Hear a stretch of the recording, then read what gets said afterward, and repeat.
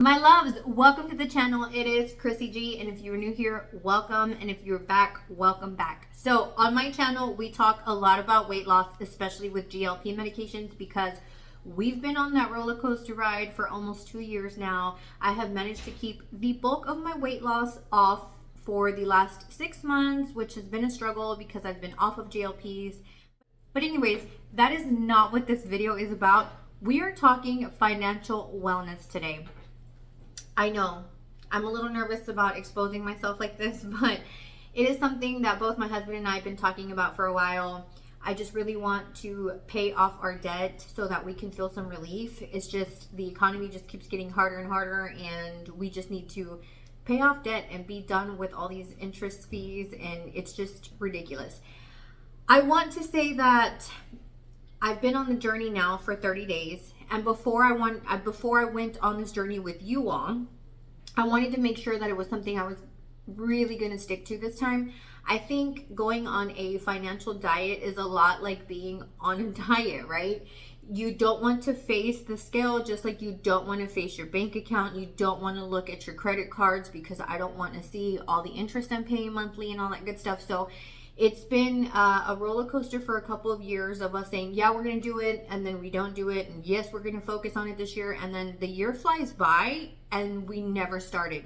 So this year I said, no, we are going to do it, and I'm actually 30 days into it, and I think we're doing okay right now, but I really wanted to come on this journey with you guys just because I am no financial expert. I am no way inclined to look at numbers all day and do math and do all that kind of good stuff. And so I would love for you guys to chime in the comments if you've gone on a financial wellness journey and things that you have done to help you pay off debt or anything like that. In today's video, I am going to share with you all what I plan on doing and what I think is going to be the best method for me.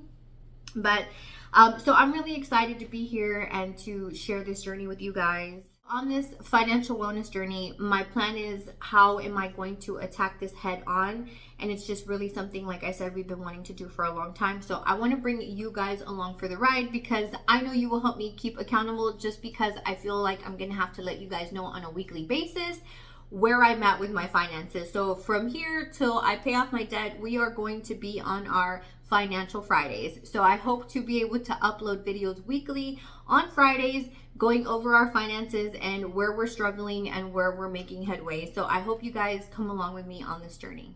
So let's get real for a second. I've been married to my husband for just over 21 years now. And it was not easy. We got married really young, and let me tell you that the struggles were very real. I had a minimum wage job, and he was making probably about $16 an hour back then versus my $7.50 an hour. And after, we were doing great when it was just he and I. We did not live in a very nice apartment. It was a very small apartment and not a great side of town, but we did what we had to do. We were dumb in finances, and we went out and bought a brand new back then it was a 2003, I believe, or 2004 Chevy Silverado, way in over our heads. The truck note was actually more than our apartment rent, just to give you a picture. Once I got pregnant a year into our marriage, so we were almost 2 years married when we finally had our daughter, and we went into a horrible financial decline after that. So much so that we did not have money for groceries. We would literally go buy a $5 pizza and share that between the two of us. We were making a lot of pasta dishes and rice dishes because that's what's cheap and fulfilling, right? Or filling, I should say. I think I reached out to my mom at that point, and I told her, I'm not asking for you to help me with money, but if you could at least help me with babysitting my daughter, because at that time, daycare weekly for a 2-3 month old, 6-week-old was about $285 a week, and I was only bringing home about $415 a week. So I was working just to pay daycare at that point, and I just didn't think that it would be sustainable for me to go back to work making that type of money and pay for daycare. And remember, I'm only 21 at this time, so it's just I didn't finish college or anything like that, so just to paint a picture, that is why we struggled so bad in the beginning. So my mom, of course, my brother was only 3 or 4 at that time from her second marriage, and she was like, yeah, absolutely not. That's just not something I'm willing to sacrifice or be able to help you with right now, just because he just got out of diapers. I'm barely starting to feel some relief, and to take on taking care of, you know, a 3-month-old is just not gonna work. And so we had no choice but to leave town and move in with his parents for a while. And so that's kind of what we did, and we struggled for years and years, and you know, it's been good. We've lived a good life. I can't complain, even though it was we were always hard on cash, but we did, you know, we were okay. And here recently, we're finally in a place where we actually have enough cash flow to start wanting to pay off some debt. We also do a lot of excessive spending, and I think that is where I'm kind of struggling now, because I feel like we have everything we need there, thank God. I'm like, there's really no reason why we need to be purchasing an excessive amount of things. You know, it's just, we get wrapped up in social media and feeling like I need every coffee cup I see, I need every pair of pants I see that look good on everybody, handbags, everything is just, there's just an excessive amount of I need, or I want these days. And so I finally told him I would love to be able to focus on staying home soon with my son. So anyways, you guys, that being said, that's kind of our backstory and why I'm ready to get out of debt. And we're also getting older, and I want to really start planning on our retirement, because I really want to just be able to enjoy life at a certain age and be able to feel like I don't have the pressure of having to work every day. And if I want to work, I will, and if I don't, I don't. And so that's kind of where we're at right now. Fast forward to today, we are sitting on a lot of debt, and I'm going to start with trying to tackle my own debt for now. He is working on tackling his debt, but for the sake of this journey with you and I, we are going to tackle my credit card debt, which I will show you the receipts here, you guys. I am at almost just over $36,000 in debt in credit cards. I know, I'm embarrassed. But that's just the reality. And I don't even think I've used my credit cards in months. I have not used any of my credit cards. It's just that the interest rate is so ridiculously high that even if I'm paying a $75 payment on a credit card, I saw that some of them, because of the credit card insurance fee and the interest, I'm literally paying $75, and only $25 to $30 of that is going to the actual debt. And so that's killing me. And it was kind of like I said earlier about being on a diet. It was one of those, I don't want to look at the numbers because I don't want to face the reality. It's like, it's fine, my bills are paid, but once you start looking and digging into it, you're like, oh my God, I'm getting robbed right in front of my eyes. And so I'm like sick. It's making me sick to my stomach thinking about how much money I'm paying every month on just interest fees on these credit cards. So anyways, that is where I'm sitting. I'm $36,000 in debt in credit cards, and then about $58,000 in debt in loans. Now, when I say loans, I mean like my car loans. I have a medical loan that I'm still paying on, just a few loans like that. I think I have a personal loan, but that one's almost paid for. It's like at $3,000. But anyways, that is the total debt I have right now. Like I said, I've been working really hard this month to try to figure out a plan, and I would love for you guys to join me on this journey. I do want to be completely transparent with you guys, so I'm hoping that by bringing you all along with me, y'all can help me hold myself accountable and really just support each other, and maybe even inspire you guys to do the same, because I think just the way we get influenced to overspend and just spend every dollar, and that's what makes us feel happy, because then we feel like we're keeping up with everyone this way. Or, you know, I think a lot of society is that way. I'm sure there's plenty of people who are disciplined and who are debt free, and those are the people that I would love to see in my comments, like, hey, this worked for me, or try doing this.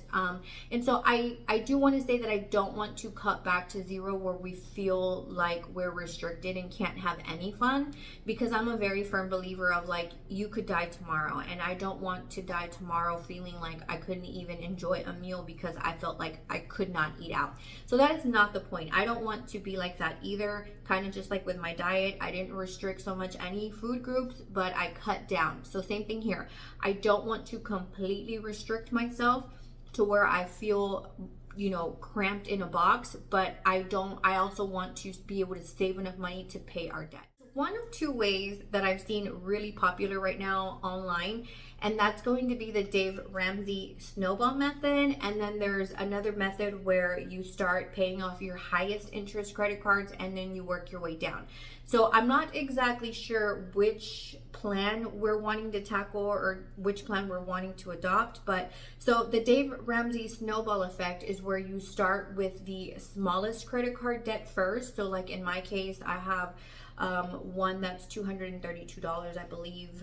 And then, you know, it trickles on up after that. So for me, the snowball effect, I would start with my smallest credit card once I paid that off. And I believe they want you to go minimum payment on everything that's high. And then so that way when you pay off that small one, then you apply that payment. So whether you were doing a $25, $50 payment, whatever it may be, then you start applying that to your next one. And this is how you start knocking those. The other method, which seems a little more daunting to me, is where you choose your highest credit card, which for me, I think it's like $3,200. And I know that probably doesn't seem like a lot for some of you, but it's still, when you're paying $100 a month and 80% of that is going on fees and interest, it never goes down. And so I think my highest one is $3,500. And so the way this method works is where you would pay off your highest interest rate credit card. So it may not even be the largest balance, it's just your highest interest rate credit cards. And you cut those out first. And I believe the same thing, you put everything on a minimum payment. That way, if you have any extra money from those minimum payments, you can apply it to those high interest credit cards. So those are kind of the two most popular plans that I've been looking at and watching and reading about. But if you guys have any tips that you use and that have helped you tremendously, then please leave it in my comments. Which, by the way, I've been loving my little coffee station, you guys, and we've actually been maintaining it. Like all of us, since we're all loving our little coffee corner, everyone's just really helping by keeping it clean after they use it. So it's been really awesome. Still deciding on which plan to go, like I said, but either way, I'm committed to getting myself out of debt. As I mentioned before, we've already started in the month of January by paying off some of the smallest credit cards, which one of them was my Express card, and I think it was like a $230 balance, and I paid that off. So I do plan to update you guys monthly as far as what my credit karma is looking like. So I'm hoping that that does get updated on a monthly basis. So I will take snapshots of that, and that's kind of how I'm going to make sure that I keep myself accountable, because I am going to have to go on here. I do want to go over my strides weekly so that we can talk about it weekly. And you know, this is almost like a therapy session with you guys. Like, it makes me feel like I got it off my chest. And so we're going to update that weekly, every week, on how we're doing on our journey. But once a month, we're going to bring the credit karma numbers. That way we can really see if we're knocking down debt. So I really think I'm leaning towards the snowball effect. And the reason why I feel like that's going to work for me is because I'm very much about gratification. And I feel that if I'm seeing progress, it keeps me motivated. Just kind of like jumping on the scale, right? If I see progress on the scale, because I know some people are like, no, you shouldn't weigh yourself every day. You should weigh yourself once a month. But I feel like if I'm looking at the scale on a daily basis, then I can keep myself accountable by saying, oh, I really need to keep it down because I'm starting to gain, or I'm losing. So I get happy and I get motivated and I want to keep going. So same thing with the debt, right? Like with the debt, same thing with debt. I feel like if I get these small wins, it's going to motivate me to like, okay, I got one done. Let's work on the next one. The other one, it's going to take a little bit longer to see gratification, because if it takes me 6 months to pay off that one credit card, nothing's coming off of my credit card report. And so that's why I feel like I think the snowball effect would be the best for me right now, but I don't know. You guys let me know what you think in the comments. I'm really excited to have you guys by my side with me through this journey, and I hope that even though sometimes it gets overwhelming, like I'm really hoping that this go around we just stay steady and that we keep going towards our goals, and that, you know, the goal is that in the next 2 years we pay off as much debt as we can, so that my plan was to work until I was 45, which I'll be 41 in a couple of months here. But my goal was to stop working at 45, which technically gives me 3 years, but I would love to get to the point where I'm only working because I want to work. The reality is that I'm striving to get my oldest daughter through college right now. And then, you know, my youngest son is still in elementary, and so I would love to be able to spend more time at home with him, just so that I can go to all the parent teacher volunteer field trips and all that good stuff. Like, that is what I really want to do, because I didn't get to do it with my firstborn because we were just always working. My middle child's already in middle school, so there's not a whole lot of school functions that I can go to during the day. There's a lot of after school, like with choir and all that good stuff, but I kind of missed out on the day-to-day small activities. Although we have always supported her and gone on field trips and things of that nature, it's just like, I would love to be like those moms that show up in their yoga pants and they're like, do you need me to make copies for you guys? Like, you know, that's what I would love to be able to do. Volunteer and do things like that. And so yeah, that's where we're at right now. So yes, I'm super excited to bring you guys onto this journey. And so if you want to follow along with me, make sure that you subscribe to the channel. That way we can hold each other accountable and go through this journey together, because we all know it is not easy. I did recently start my No Buy 2025 journey. I started that shortly, or just before the new year actually, and I created a whole list, and I will put it up here for you guys so you can see. I actually created a whole list of things that I do not intend to buy. These are things that I do not feel I need, and that I feel like unless I run out of that product, I will purchase to replenish, but I will not purchase any extra. And by that I mean things like lipstick, blush. Those are things that I have endless amounts of, especially because I was a makeup artist for so long, so I've collected so many palettes through the years. Lipsticks and whatnot get a little bit rancid, but mostly powder products like eyeshadow palettes, blushes, eyebrow color filler, whatnot. Those products tend to last for a long time. So I don't need anything. Like, I don't need any makeup products. Another thing that I stopped doing was coloring my hair.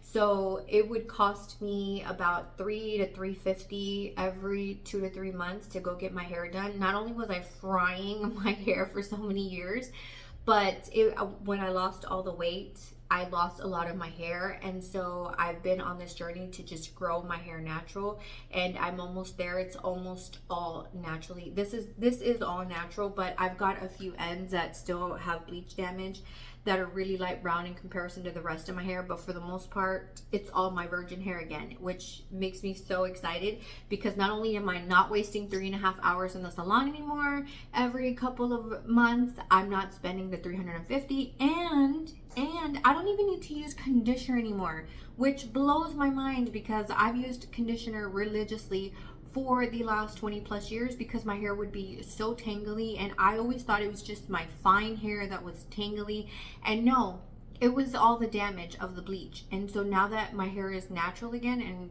virgin hair, I have like hardly any tangles. Like, I could literally just run my fingers through my hair in the shower without even any conditioner. So that's been really nice. So those are just some of the few things that I've put on my No Buy 2025 list that makes sense to me, because I feel like I don't need to buy anything more, but I do need to replace it, right? Like my foundation, I use that every day, or my moisturizers, I use those every day.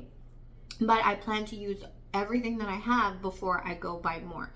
Anyways, you guys, that's just a little bit more of what I'm doing. And if you guys want to hear all about my No Buy 2025 list, then go ahead and put it in the comments, and I'd be more than happy to do a video dedicated on what I do not plan to buy in 2025. Thank you so much, you guys, for joining me. If you have stuck around this long to the video, if you have stuck around this long in today's video, then make sure that you subscribe to my channel and like, follow, and share if you would be so kind.